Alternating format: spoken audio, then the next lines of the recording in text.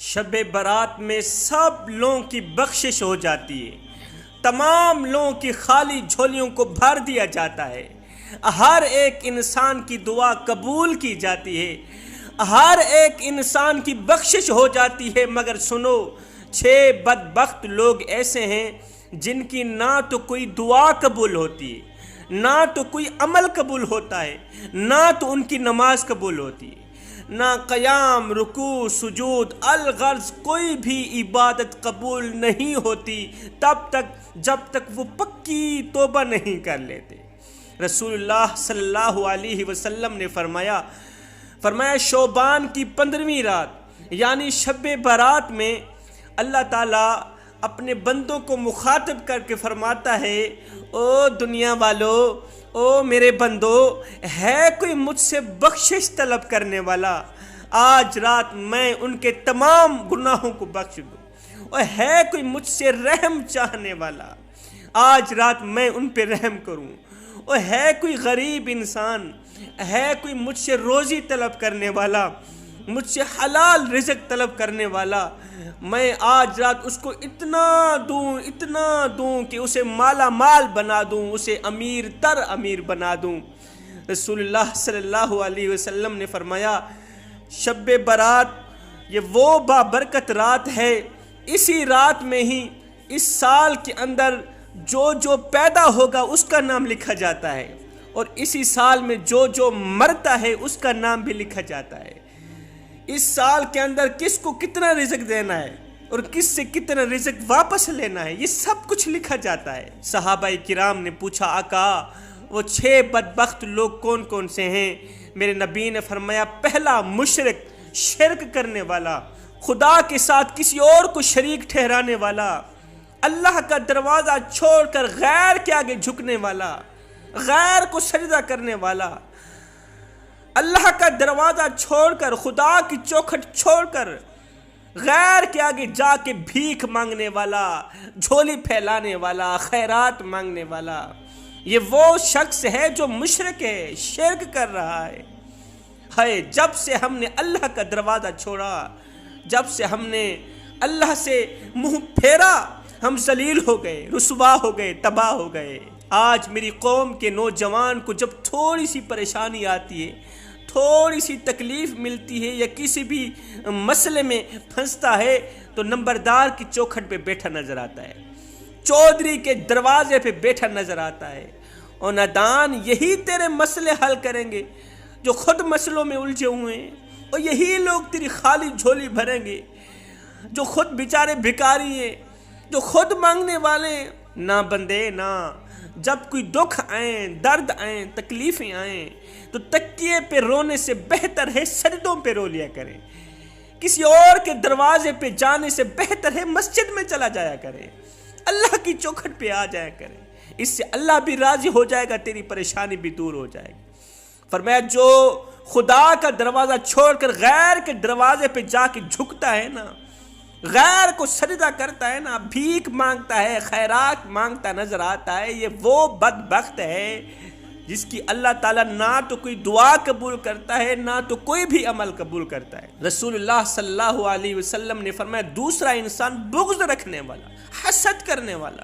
فرمایا میرے صحابہ، بغض سے بچنا، حسد سے بچنا، یہ 2 چیزیں اتنی خطرناک ہیں تمہارے دین کو اجاڑ کے رکھ دیں گی، تمہارے سینے کو ایمان سے خالی کر دیں گی، تمہارے ایمان کا جنازہ نکل جائے گا۔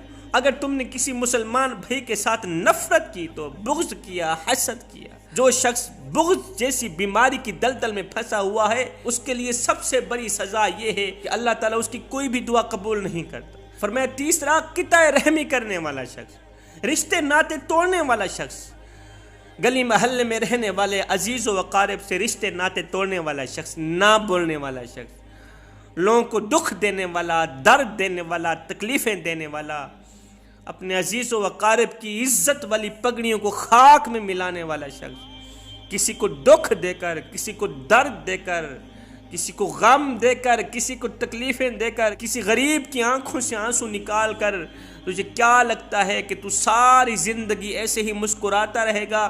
نہ بندے نہ، بس وقت کے الٹنے کی دیر ہے، تیری باری بھی دور نہیں ہے، اس لیے کہ زندگی کے کسی نہ کسی موڑ پہ اپنا کی آخر بھگتنا ہی پڑتا ہے۔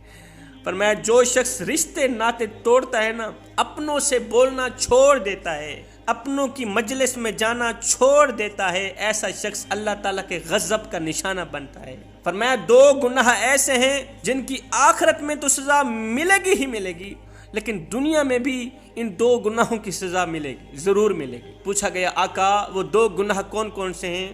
فرمایا ایک زنا، جو شخص زنا کرتا ہے نا اس وقت تک مرے گا نہیں جب تک اپنی ان آنکھوں سے اپنی فیملی کے کسی بھی ممبر کو زنا میں مبتلا نہیں دیکھے، اپنی بیٹی کو، اپنی بہن کو، اپنی بیوی کو زنا میں مبتلا نہیں دیکھے۔ فرمایا دوسرا قطع رحمی کرنے والا، اپنوں سے رشتے ناتے توڑنے والا شخص، یہ دو گناہ ایسے ہیں جن کی سزا انسان کو دنیا میں ہی ملتی۔ فرمایا چوتھا تکبر کرنے والا شخص، فرمایا تکبر اللہ تعالیٰ کی چادر ہے، تکبر خدا پاک کی چادر ہے۔ جو شخص اللہ کی چادر پکڑتا ہے نا، چادر میں ہاتھ ڈالتا ہے، کھینچتا ہے نا، اللہ تعالیٰ اسے خاک میں ملا کے رکھ دیتا ہے، اللہ تعالیٰ اسے ذلیل و خوار کر کے رکھ دیتا ہے۔ جو انسان اللہ سے مقابلہ کرتا ہے، اللہ سے ٹکر لیتا ہے، انسان بہت ہی لاغر پیدا ہوتا ہے، انسان بہت ہی زیادہ کمزور پیدا ہوتا ہے، مگر طاقتور ہوتے ہی خود کو خدا سمجھنے لگ جاتا ہے۔ 2 دن کی طاقت ملتی ہی کیا ہے؟ تکبر کرنے لگ جاتا ہے، متکبر بن جاتا ہے۔ 4 دن کی مہلت پا کر حضرت انسان اپنی اوقات بھول جاتا ہے۔ جب انسان اپنی اوقات بھول جاتا ہے پھر اسے اتنا پتہ بھی نہیں رہتا کہ مٹی کا کھلونا جیتے جی تو بہت شور مچاتا ہے، لیکن جب مرتا ہے تو مر ہی جاتا ہے۔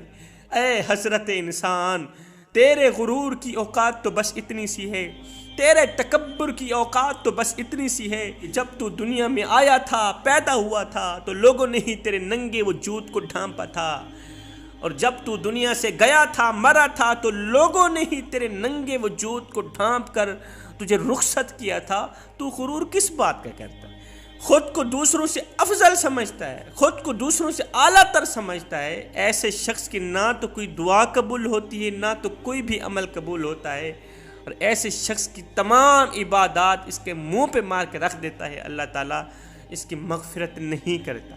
فرمایا 5واں والدین کا نافرمان، جو انسان والدین کی نافرمانی کرتا ہے۔ فرمایا 6واں انسان شراب پینے والا، جو شراب پینے کا عادی ہے۔